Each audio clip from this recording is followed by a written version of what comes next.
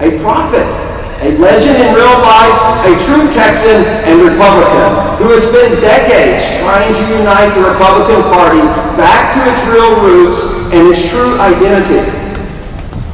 Now, let's welcome home a real American icon, the man who should be the next president of the United States of America.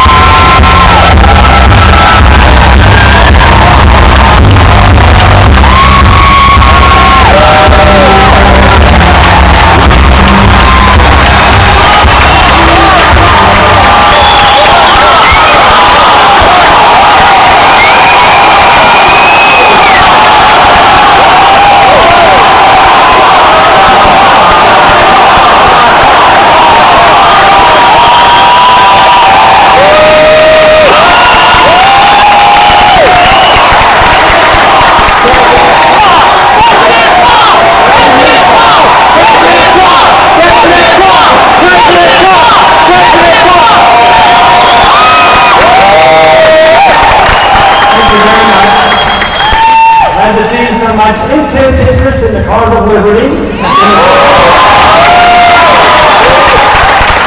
do want to recognize a few people who have been strong supporters of me personally as well as the cause of liberty.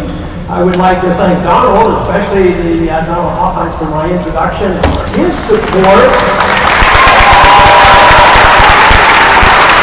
Donald has been a good best man along with his family, but he's been a friend of liberty. He's also been a very good friend to the Republican Party and the Republican Party of Texas, and he deserves a lot of thanks. Also, I have a few members of my family here, and they're sort of scattered about. And my wife is here, Carol. We might have my wife stand up as one with the family.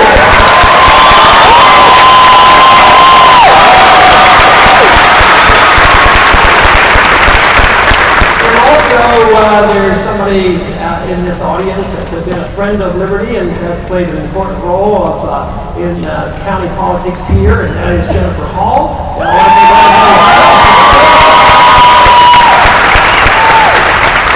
And there's a state representative that has been especially interested in the details and the bringing about liberty in this state. And because of a campaign 4 years ago, we got interested, ran a shoestring type of campaign, won it. He's a state representative now, and he is fantastic. And he will stand up to big government, and that is David Simpson.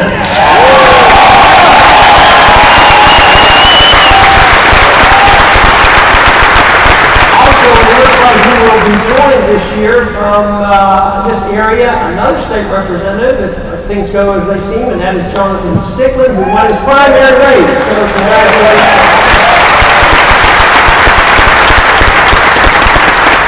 It is a real delight to be here and visiting with enthusiastic individuals who really are concerned about our future.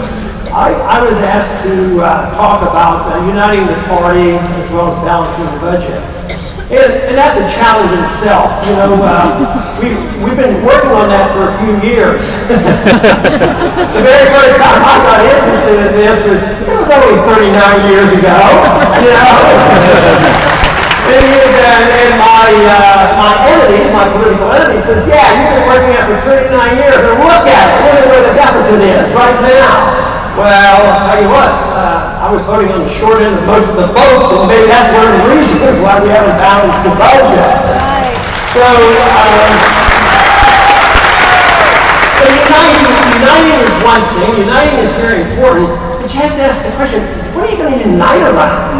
If you unite around No Child Left Behind, if you unite behind expanding the Department of Education, expanding Medicare benefits, if you unite behind the things that cost money, what good is it? So sure, we want to be united, but we have to unite on the right principle.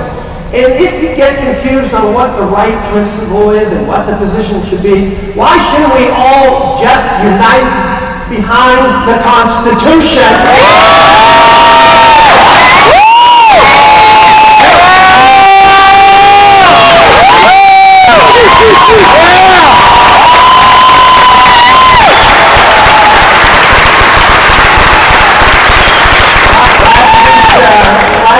was a little bit of uniting going on, and it wasn't even just meant to show that uniting and compromising, getting together was a Republican issue, but the newspapers, especially in Washington, D.C., explain how wonderful it is. They finally are working together. They got together, the Republican leadership and Democratic leadership got together, and they passed this $140 billion export-import bank loan, which is nothing more than corporate welfare.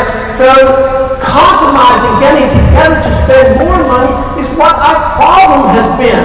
We have to get people together. They've got to spend it.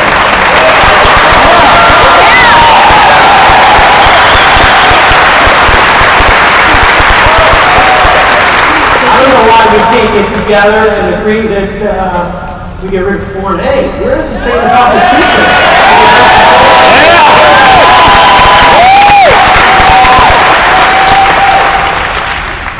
But there's one place where we have gotten real progress in the Republican Party, as well as building coalitions on the opposition.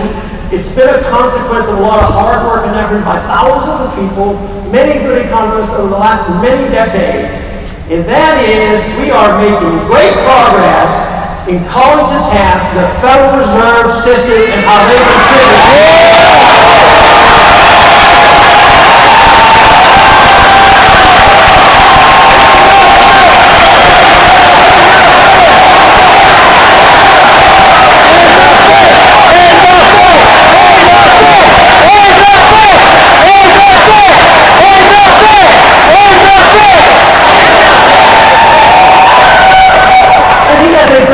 Where'd you get that idea?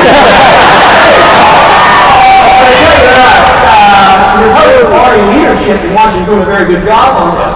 There's been a bill floating around the Congress for a long time about auditing the Federal Reserve, which is the first step. And then the Fed will come when it fails to function very well, and they're getting awfully close to that. But the auditing Fed comes first, and there's a big coalition. Americans agree by 75% that the Congress should act responsibly and know exactly what the Fed is doing. This past week or two, the leadership on our side of the aisle announced that we will have a major vote on auditing the Fed in July this year.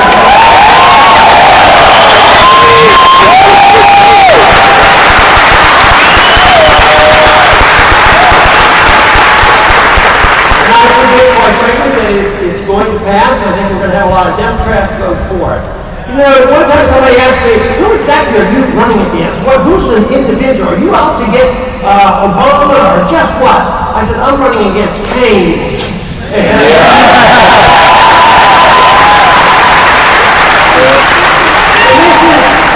This is true. Keynesianism has infected our society over the past 50 years, and unfortunately, a Republican president in the early 70s said, we're all Keynesians now, as if we finally have arrived. Well, I'll tell you what, my goal is to make sure that we're not all Keynesians anymore, and that we all believe in free market, sound money, and the Constitution.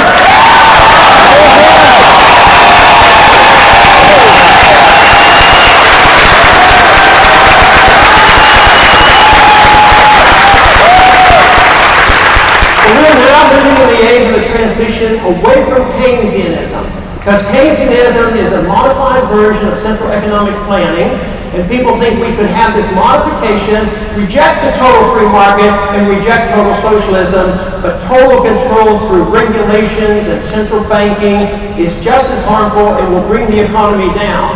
And that is what's happening to us today. It took a long time. We've lost 98% of the value of our currency since 1913 because of the Federal Reserve System. The major crisis that we even talked about back in the 70s, coming from the loss of the last vintage of our dollar to gold, that it would lead to the economic crisis we have today. And in the last 4 years, believe me, people are waking up. That is why we're getting attention on the Federal Reserve. We're in the transition. Keynesianism doesn't work. Communism, socialism didn't work. The great